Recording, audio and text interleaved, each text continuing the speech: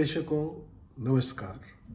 मैंने आपसे वादा किया था कि आज हम बजट 2023-24 पर चर्चा करेंगे, परंतु बजट प्रस्तुत होने के बाद जो घटनाक्रम देखने को मिला, उससे एक बार पुनः अडानी ग्रुप को लाइमलाइट में लाकर खड़ा कर दिया और सारे मीडिया में चर्चा का विषय ही बदल गया।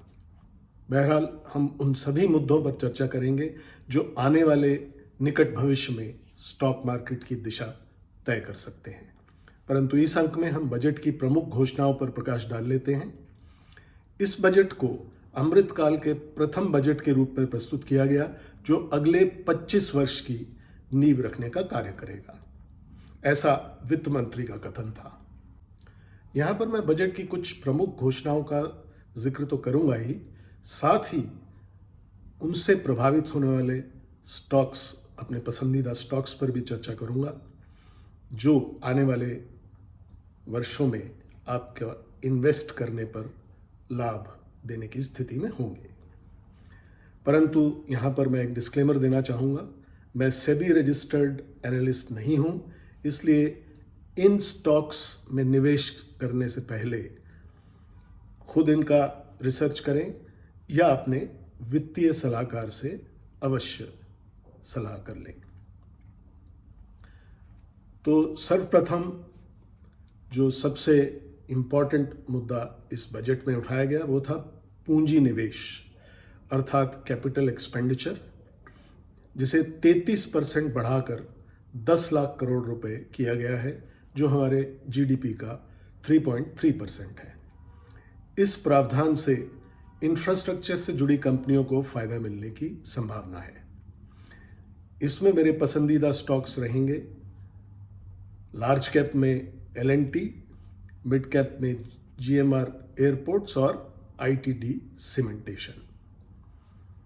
दूसरा, वित्तीय घाटा अर्थात फिस्कल डेफिसिट को 2023-24 के बजट में जीडीपी का 5.9% रखा गया है और 2025-26 तक इसे निर्धारित लक्ष्य अर्थात 4.5% तक लाया जाएगा।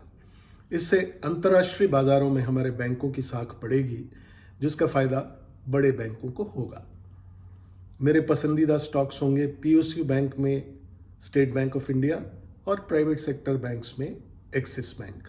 तो जब भी इन बैंकों में अडानी के स्टॉक्स या अडानी की जो आगे की कार्रवाई हो रही है, उससे निश्चित रूप से निचले लेवल पर ये स्टॉक्स आपको मिलेंगे, तो तब इनमें खरीदारी करने का मेरा विचार।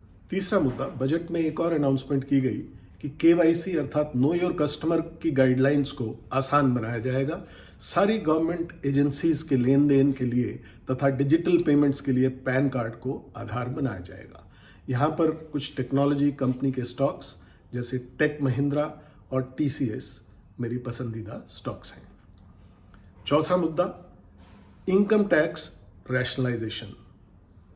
मध्यम वर्ग, मिडिल क्लास के लिए नए टैक्स स्लैब्स का ऐलान किया गया तथा टैक्स एग्जेम्प्ट इनकम की सीमा 5 लाख से बढ़ाकर 7 लाख कर दी गई है। परंतु ध्यान देने की बात है कि यह सुविधा नई कर प्रणाली अर्थात न्यू टैक्स रिजीम के अंतर्गत है, जहां 80C का बेनिफिट आपको नहीं मिलेगा।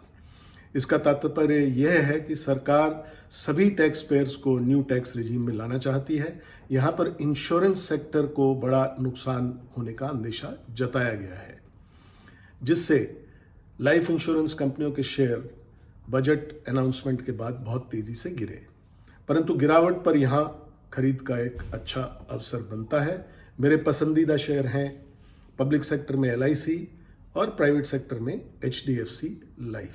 तो गिरावट जो आज भी जारी है और लगभग 20% LIC और HDFC लाइफ के शेयर गिर गए हैं, यहाँ पर ये अट्रैक्टिव लेवल पर है, आप इनमें खरीदारी कर सकते हैं। आयकर में अगला मुद्दा है आयकर में छूट का प्रस्ताव। Income tax benefits salaried class के लिए कुछ और घोषणाएं भी हुई हैं। नई कर प्रणाली में स्टैंडर्ड डिडक्शन की सुविधा दी जाएगी तथा हाईएस्ट टैक्स स्लैब पर सरचार्ज कम करने का प्रस्ताव है। इससे टैक्स पेयर्स के हाथ में सरप्लस बढ़ेगा, जिसका लाभ कंजम्पशन रिलेटेड तथा FMCG क्षेत्र के स्टॉक्स पर पड़ेगा। इस सेक्टर में मेरे पसंदीदा स्टॉक्स रहेंगे टाटा कंज्यूमर तथा डाबर। छठा मुद्दा, ग्रीन एनर्जी को बढ़ावा देने के लिए कई प्रावधान किए गए हैं जिससे सोलर, विंड एनर्जी तथा ग्रीन हाइड्रोजन से जुड़े क्षेत्रों में काम कर रही कंपनियों को फायदा मिलेगा। इसके साथ ही इलेक्ट्रिक व्हीकल्स को बढ़ावा देने के लिए भी बहुत सारे नए प्रावधान लाए जाएंगे। इस क्षेत्र से मेरे चुनिंदा शेयर्स रहेंगे टाटा मोटर्स और एक छोटी कंपनी आइनॉक्स ग्रीन। बजट के एक और प्रावधान के तहत टूरिज्म सेक्टर को बजट में पूरा फोकस दिया गया है तथा 2400 करोड़ का प्रावधान किया गया है। पीपीपी अर्थात पब्लिक प्राइवेट पार्टनरशिप के तहत टूरिज्म सेक्टर को बढ़ावा दिया जाएगा। भारत में देखो अपना देश के तहत 50 नए टूरिज्म डेस्टिनेशंस का पूरी तरह से इनको डेवलप किया जाएगा, लेकिन ओवरसीज टूर पैकेजेस पर टीसीएस 5% से बढ़ाकर 20% कर दिया गया है, जिससे फॉरेन ट्रैवल पर विपरीत असर हो सकता है।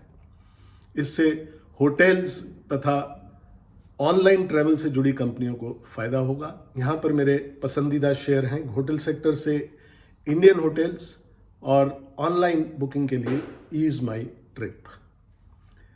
तो ये तो था शेयर मार्केट पर बजट का क्या प्रभाव होगा और कौन कौन से सेक्टर इससे लाभान्वित होंगे।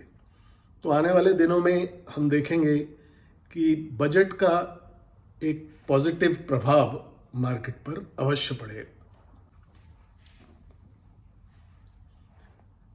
तुरंत प्रभाव से स्टॉक मार्केट मेरे अनुसार बजट के बाद पॉजिटिव रहना चाहिए। मैं आने वाले समय में 17,500 से 18,000 का निफ्टी पर लेवल देखता हूं, लेकिन स्टॉक स्पेसिफिक होने से आपको ज़्यादा फायदा मिल सकता है। अडानी ग्रुप पर हुए जो संकट के बादल हैं, उनसे स्टॉक मार्केट में आने वाले समय में उतार चढ़ाव बना रहेगा, तो आप स्टॉक स्पेसिफिक होकर ही निवेश करें, जिसमें आपका अच्छा फायदा हो सकता है। अगले में हम अडानी से जुड़े हुए कुछ और प्रश्नों पर विचार विमर्श करेंगे। यदि आपको आज का अंक अच्छा लगा हो तो इसे लाइक और शेयर करें तथा चैनल को सब्सक्राइब कर लें। Indian investor of the year के अगले अंक में जल्द मिलते हैं। तब तक के लिए नमस्कार।